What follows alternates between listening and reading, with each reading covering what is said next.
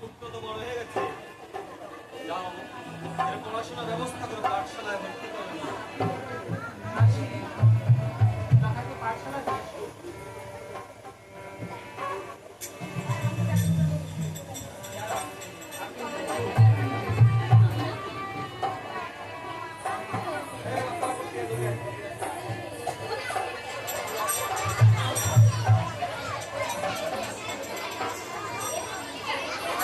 আস্তে আস্তে এত এত এত এত ছেলে মানুষ রাখতে এত বলা হবে না, এত বলা হবে না।